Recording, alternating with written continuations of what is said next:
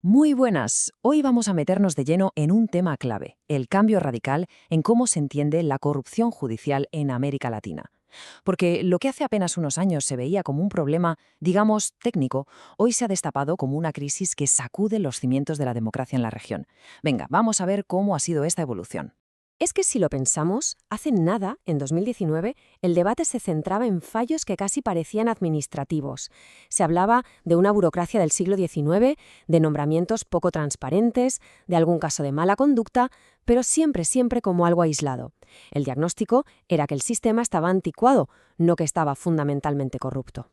Y aquí, justo aquí, es donde la historia da un giro de 180 grados. La pregunta que empezó a flotar en el aire fue esta.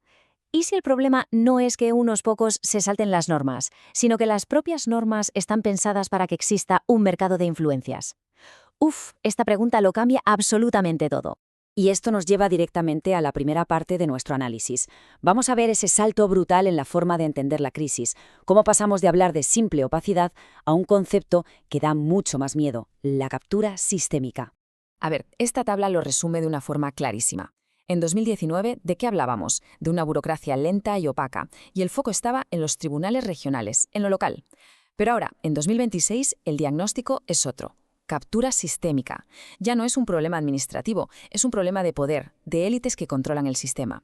Y el foco, ojo, se ha ido a la cúpula, a las Cortes Supremas y a las Fiscalías. El mecanismo ya no es el soborno cutre, sino algo mucho más sofisticado, el control estratégico de los nombramientos. Y claro, esto ha calado en la gente. Hemos pasado de pensar en manzanas podridas a sentir que hay una justicia para las élites.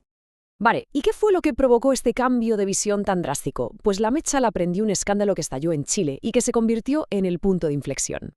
El llamado caso Audios fue como hacerle una radiografía al sistema en tiempo real. Se filtraron unos chats de un abogado muy influyente y de repente todo el mundo pudo ver sin filtros cómo se cocían los nombramientos en las altas esferas del poder judicial. Era básicamente un mercado negro de la justicia. Esta cita es que lo dice todo. No era solo un tema de enchufismo o amiguismo, no. Era un sistema paralelo perfectamente coordinado donde se decidía quién ascendía y quién no, y donde se filtraba información clave de casos abiertos. El derecho se había convertido literalmente en una mercancía. Pero quizás lo más grave fue la reacción, o mejor dicho, la no reacción. El propio sistema demostró que era incapaz de limpiarse a sí mismo, y para muchos expertos esa fue la prueba definitiva de que el problema era muchísimo más profundo y estaba totalmente arraigado. Y este dato es que es alucinante. 2 meses. Esa fue toda la sanción que la Corte Suprema le puso a uno de los jueces implicados, a pesar de las pruebas tan graves que había. Una sanción que todo el mundo vio como ridícula y que solo sirvió para confirmar que el sistema de autorregulación había fracasado estrepitosamente. Ahora bien, sería un gran error pensar que esto era algo exclusivo de Chile. Lo que el caso Audios destapó era en realidad un síntoma de una enfermedad que recorría toda la región. Este gráfico lo deja bastante claro. Es el índice de percepción de la corrupción y muestra cómo la confianza se ha ido desplomando en países como Chile, Perú o Ecuador. O sea que la crisis no era solo una sensación, era un dato objetivo que reflejaba una realidad muy preocupante. Y esta captura del sistema además tenía diferentes caras. En Perú, con el caso de los cuellos blancos, vimos una red criminal que buscaba controlar los nombramientos de jueces para asegurar impunidad política. Pero en Ecuador, el caso Metástasis fue un paso más allá. Era directamente el narcotráfico cooptando a jueces y fiscales para, en la práctica, anular al Estado. Dos versiones de la misma pesadilla, la justicia al servicio del poder, ya sea político o criminal. Claro, ante un diagnóstico tan terrible, ya no valían tiritas. Hacía falta rediseñar el sistema desde la raíz. Así que vamos a ver qué reformas se están proponiendo para intentar arreglar esto. Bueno, parece que hay consenso en 4 pilares clave. Primero, crear un consejo de nombramientos totalmente autónomo y basado en el mérito, que se acabe el politiqueo. Segundo, separar lo judicial de lo administrativo, o sea, que los jueces juzguen, que es lo suyo, y no se dediquen a gestionar presupuestos. Tercero, un órgano de control ético que sea de verdad independiente y que tenga dientes. Y cuarto, y esto es muy importante, eliminar la figura de los abogados integrantes, que es un coladero de conflictos de interés.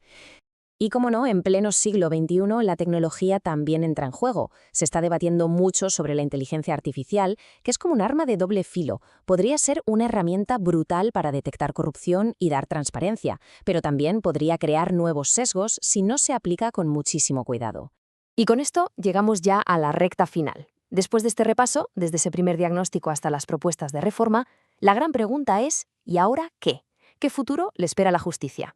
Resumiendo mucho, la idea clave es que ya no hablamos de corrupción como actos aislados, sino como una captura del sistema. Casos muy sonados en Chile, Perú y Ecuador nos han enseñado lo vulnerables que son las altas cortes. Por eso, las reformas ya no buscan solo castigar a individuos, sino desmontar de raíz esas redes de influencia. El objetivo final, al fin y al cabo, es uno: recuperar la legitimidad y la confianza en que la ley es igual para todos. Y esto nos deja con la pregunta del millón, la que queda flotando en el aire. Los planos para un nuevo sistema de justicia están sobre la mesa, son claros, pero, seamos honestos, ¿basta con una nueva ley para derrotar a redes de poder que llevan décadas operando en la sombra? Porque la respuesta a esa pregunta va a definir no solo el futuro de la justicia, sino el de la propia democracia en la región. Ahí es nada.